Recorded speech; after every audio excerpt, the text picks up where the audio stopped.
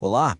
Na nossa conversa de hoje, a gente vai buscar lá na sabedoria antiga algumas respostas para problemas bem atuais.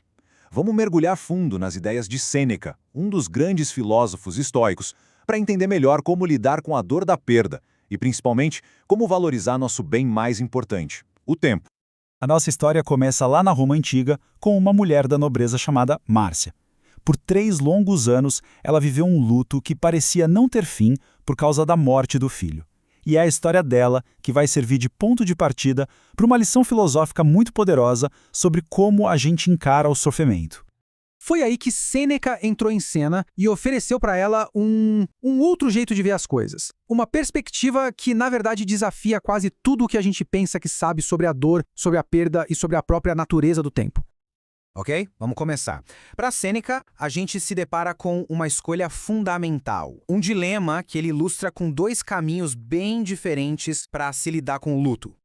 Olha que interessante. De um lado, ele nos mostra Otávia, a irmã do imperador. Ela se entregou de corpo e alma à escuridão do luto e, basicamente, nunca mais saiu de lá. Do outro lado, temos Lívia, a esposa do imperador. Ela também perdeu um filho, mas escolheu um caminho diferente. Encontrou um propósito na memória dele e usou isso para seguir em frente. A escolha que Sêneca coloca é essa, bem direta. Ou a dor nos consome, ou nós a transformamos em outra coisa. Mas o diagnóstico de Sêneca é muito mais profundo do que só falar sobre o luto. Ele vai mostrar que a forma como a gente lida com a dor, na verdade, diz muito sobre o jeito que a gente vive a nossa vida inteira. Para ele, quando o luto não é controlado, ele vira um vício, quase como um prazer estranho, perverso, de se manter no sofrimento. E a raiz de tudo isso, segundo ele, está ligada a uma das maiores queixas que a humanidade sempre teve sobre a vida. E aqui vem a grande virada de chave do pensamento dele. Sêneca diz o seguinte: o problema não é que a vida é curta, o problema é que a gente desperdiça a vida. Nós é que a tornamos curta com o nosso desperdício. E aí ele descreve um tipo de pessoa que, nossa, parece que ele está falando dos dias de hoje, os ocupados. Sabe, aquela gente que vive correndo, enchendo cada segundo com trabalho, com preocupações, resolvendo a vida dos outros, mas que acaba se esquecendo de viver a própria vida. Certo. Se o grande problema é o desperdício, qual é a solução? Bom, a primeira parte da resposta de Sêneca passa por uma mudança radical na forma como a gente enxerga tudo aquilo que a gente ama e possui. A ideia central do estoicismo aqui é a seguinte: nada do que a gente tem é realmente nosso. Nossos filhos, nossa saúde, nossos bens, tudo isso são, na verdade, empréstimos da fortuna, que a gente pode entender como o destino ou o universo. Essas coisas nos são dadas por um tempo, mas não para sempre.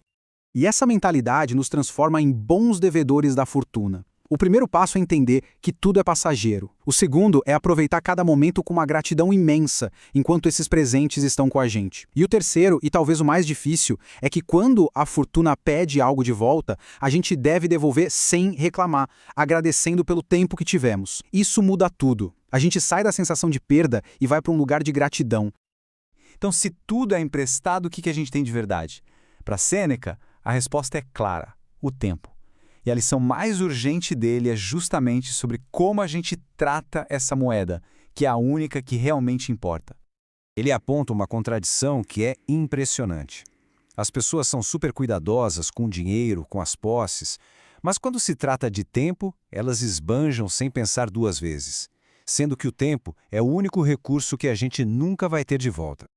É só parar para pensar um pouco. A gente tranca a casa, protege o dinheiro no banco, mas a nossa agenda fica aberta para qualquer um roubar nosso tempo com reuniões inúteis, com pedidos sem fim, com distrações. A gente está, basicamente, protegendo o ativo errado. A pergunta que Sêneca faz é quase um soco no estômago. Qual é o custo real de um único dia desperdiçado? Para ele, o maior ladrão da vida é ficar sempre esperando pelo amanhã. Porque é nessa mania de adiar que a gente acaba perdendo o hoje. E essa visão sobre a mortalidade é fundamental. A gente não começa a morrer só na velhice. Segundo Sêneca, a jornada em direção à morte começa no exato momento do nosso nascimento. Cada dia que a gente vive é também um dia a menos. A vida não é uma linha reta que de repente acaba. É um processo constante de se aproximar do fim. Então tá, se a morte é a única certeza e o tempo é o nosso bem mais valioso, como é que a gente deve viver? Como a gente transforma essa consciência toda em uma vida com mais significado, com mais força? A resposta final de Sêneca é um chamado para a gente focar na qualidade, não na quantidade.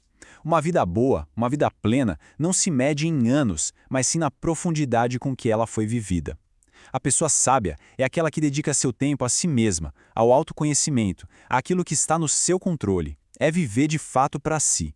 E para consolar a Márcia, Sêneca termina com uma visão grandiosa, poderosa. Ele eleva a perspectiva a uma escala cósmica e redefine a morte não como um ponto final, mas como uma transformação, um retorno a algo maior. Nessa visão, o filho de Márcia não está perdido.